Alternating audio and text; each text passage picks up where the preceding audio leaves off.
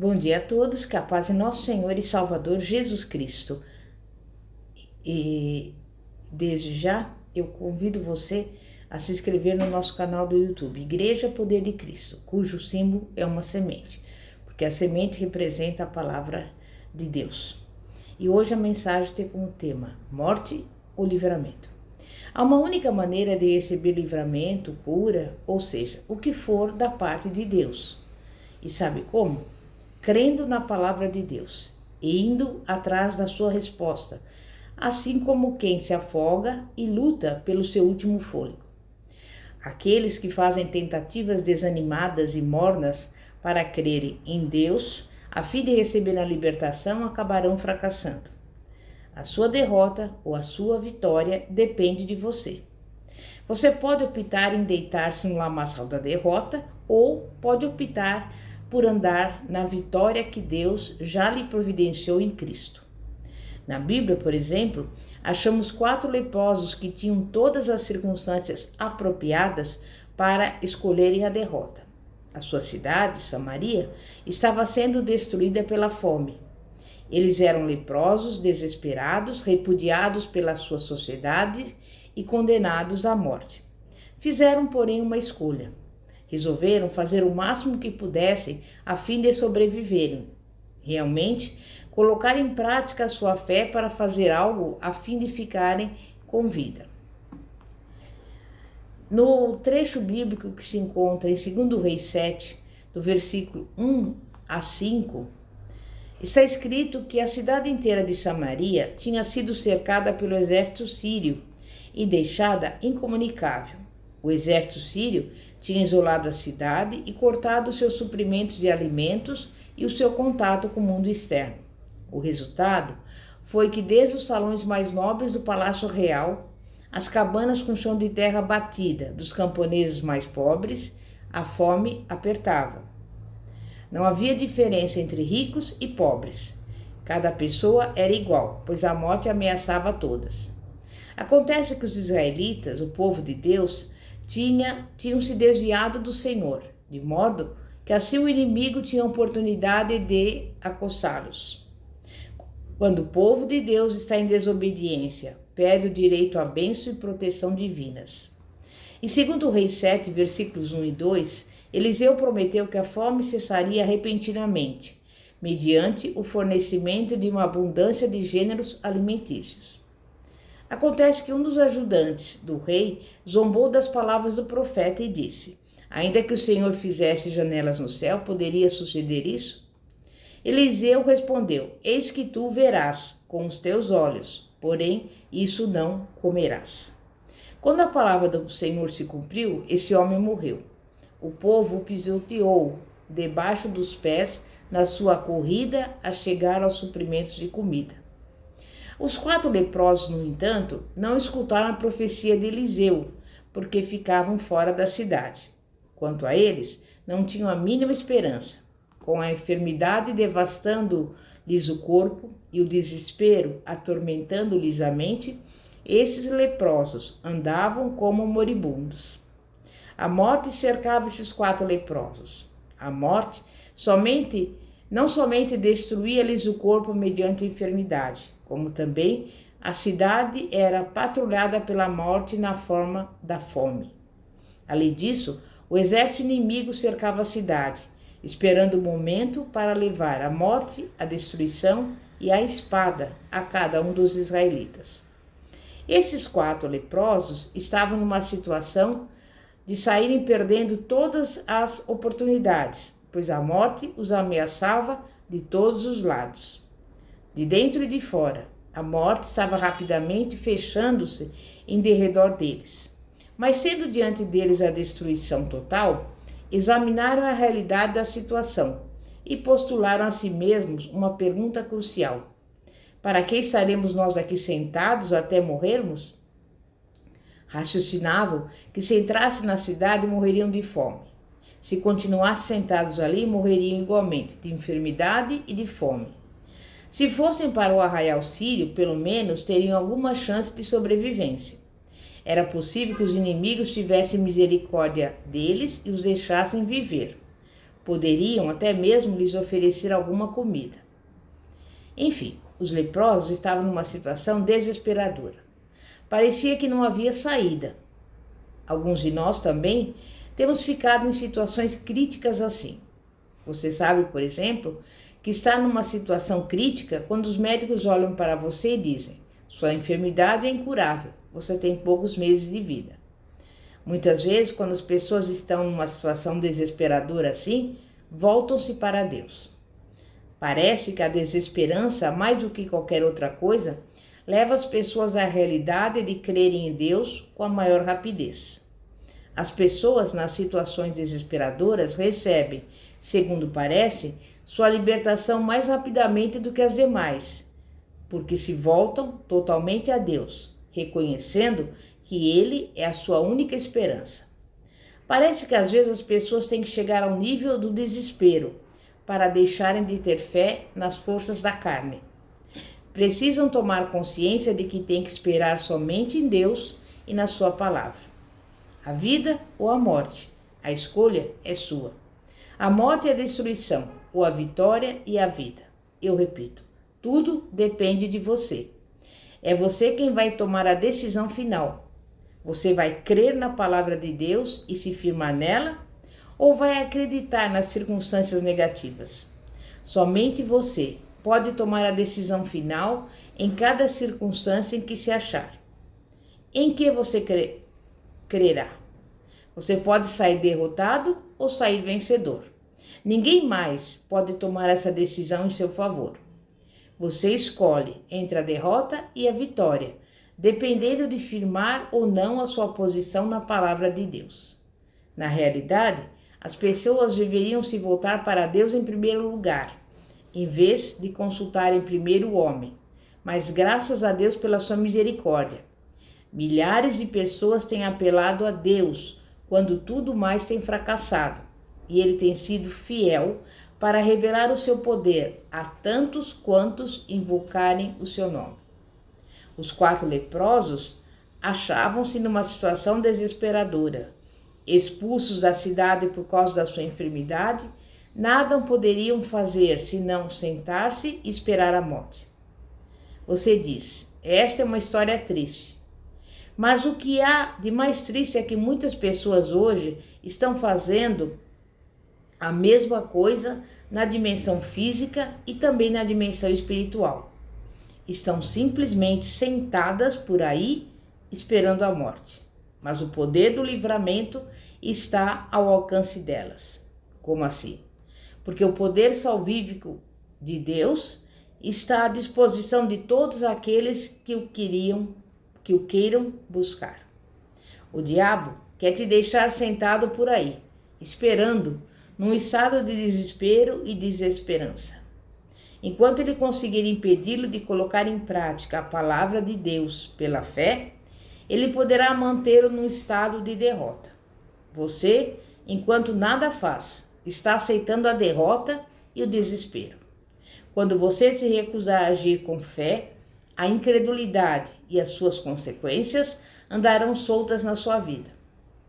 A palavra de Deus, no entanto, diz que Jesus Cristo veio ao mundo a fim de trazer esperança à humanidade que está doente e em sofrimentos. Jesus veio para lhe oferecer a vida e não a morte. Veio para demonstrar à humanidade o poder de Deus para livrar. Por onde quer que Jesus andasse, ensinava a palavra e levava as pessoas a terem fé. Aquelas que exerciam a sua fé e atuavam à altura das palavras de Jesus eram curadas. Se você está sofrendo com enfermidades ou desesperado e deprimido, quero que saiba que há esperança para você. Você não precisa morrer. Não precisa ficar caído na depressão e futilidade. E não precisa tampouco ficar sofrendo com doenças e enfermidades, nem viver em tormento. Você pode ser curado e pode ser libertado de tudo quanto procura atormentá-lo. Não capitule diante do diabo, que procura pregar o seu derrotismo e desespero. Apele a Jesus Cristo, que foi manifestado para destruir as obras do inimigo. Algumas pessoas dizem: pois bem, se for da vontade de Deus, ele me curará. Ou falam ainda: se Deus quiser, ele me livrará. Não sei se essas declarações representam uma falha quanto à fé ou alguma falta de conhecimento. Provavelmente, segundo creio, necessitam um pouco das duas coisas. Sabe por quê? Porque Deus já curou e libertou toda pessoa na face desta terra mediante a morte, sepultamento e ressurreição de Jesus Cristo. Agora, só falta você aceitar a sua palavra e receber a sua cura e libertação. Acho, porém, que alguns cristãos estão querendo que todas as demais pessoas tentem conseguir a cura em nome deles. Parece que exigem que Deus faça tudo por eles, a fim deles nem sequer precisarem se dar ao esforço de crer nele. É triste ter que dizer isso, mas o fato é que há pessoas preguiçosas neste mundo que só querem que os outros cumpram os deveres delas. Acredito que em alguns casos esse mesmo espírito de preguiça conseguiu transportar-se para a própria igreja. Exercer a fé exige algum esforço. Na vida física, as pessoas podem ficar deitadas por aí e ficarem gordas porque não querem fazer algum exercício. Leva muito esforço fazer exercício, não é mesmo? A carne não gosta do exercício, porque isso exige disciplina. Da mesma forma, algumas pessoas nunca ficam libertas porque nunca fazem nenhum esforço para ajudar a si mesmas. Nunca fazem nada para receberem a cura, mas não deixam de choramingar e reclamar e perguntar porque nada recebem da parte de Deus. Falam em tons de lamentação. Ora, a Bíblia diz que eu posso ser curado, talvez poderei mesmo. Sim, você pode ser curado. Mas a Bíblia não manda, fique sentado fazendo nada. Pelo contrário, ela diz, fique armado com a fé e resista às artimanhas do diabo. Você tem o dever de tomar posição contra as circunstâncias negativas. Seu dever é resistir aos sintomas e às estratégias do diabo na sua vida. A mensagem da Bíblia é: coloque em prática a sua fé, ao confiar firmemente em Deus. Meu amigo, minha amiga, vou lhe contar um segredinho. Exercer a sua fé e andar na palavra de Deus vai lhe custar algum esforço e disciplina. Você precisará se disciplinar para ler a palavra, mesmo quando não sentir vontade. Você precisará se manter ereto na fé, mesmo quando preferiria simplesmente ser preguiçoso e tirar uma soneca. Às vezes, você precisa se obrigar a louvar a Deus, mesmo quando preferiria ficar sentado e ver televisão. Você vai precisar se disciplinar a fim de se manter em boas condições espirituais, mas a disciplina é algo que a maioria das pessoas não aprecia. Vivemos um período histórico em que tudo é rápido e fácil, controles com toque de botão, lanchonetes de comida instantânea e sucesso imediato. Mas com Deus não há controles automáticos. A vida espiritual não é pilotada como um avião que voa por raio laser. Você precisa ir navegando na dimensão espiritual todos os dias, hora por hora e dia a dia, pois no momento que você tentar colocar a sua vida espiritual no piloto automático, o diabo assumirá o comando e deixará você espatifado no chão. A palavra de Deus nos adverte que devemos guardar-nos continuamente quanto às astúcias e manhas do diabo. Precisamos ter consciência destes truques de Satanás e nos manter preparados. Sabemos que Jesus veio para destruir as obras de Satanás. Veio libertar todos quantos creem no seu nome. É por isso que você não precisa ficar acomodado na dúvida e no desespero, esperando a morte. Olhe na palavra e você verá que já foi libertado da opressão do diabo. Atos 10:38 diz: como Deus ungiu a Jesus de Nazaré com o Espírito Santo e poder, o qual andou por toda parte, fazendo bem e curando todos os oprimidos do diabo, porque Deus era com ele. Jesus veio para libertar as pessoas e isso inclui a libertação das doenças e das enfermidades. No Salmo 103:3 está escrito que Deus perdoa todas as tuas iniquidades, que sara todas as tuas enfermidades. Por que aceitamos a primeira parte apenas daquele texto bíblico a respeito do perdão, mas não agimos pela fé no tocante ao versículo que trata da cura? Aceitamos a parte que diz respeito ao perdão dos nossos pecados e exercemos a nossa fé quando vamos a Deus pedindo que nos perdoe. Por exemplo, as pessoas não hesitam em dizer, sem dúvida, Jesus perdoa todos os nossos pecados, mas o mesmo texto bíblico diz que ele sara todas as nossas enfermidades. O mesmo Deus que perdoa os nossos pecados também sara as nossas enfermidades. Não seria bom aceitar a totalidade desse versículo bíblico em vez de somente parte dele? Jesus já fez todas as provisões para a nossa cura. Portanto, para que ficamos sentados aqui até morrermos? 1 Pedro 2,24 diz: carregando ele mesmo em seu corpo sobre o madeiro os nossos pecados, para que nós, mortos aos pecados, vivamos para a justiça. Por suas chagas fostes sarados.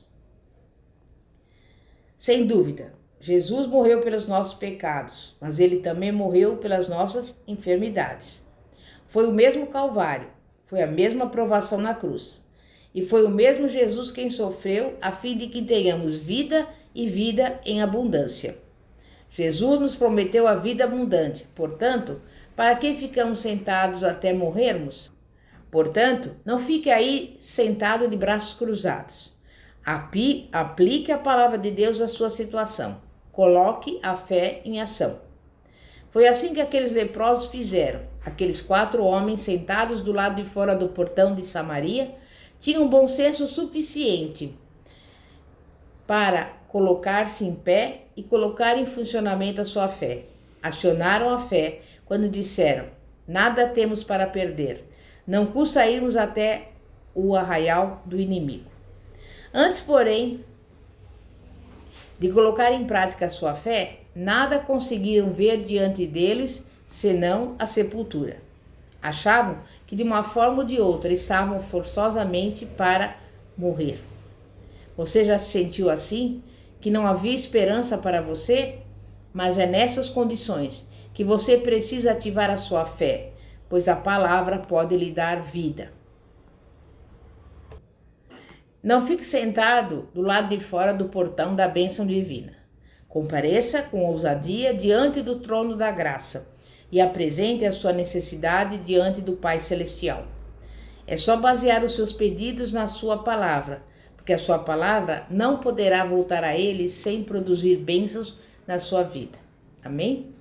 É momento de oração. Santíssimo Deus e poderoso Pai, Pai de nosso Senhor e Salvador Jesus Cristo.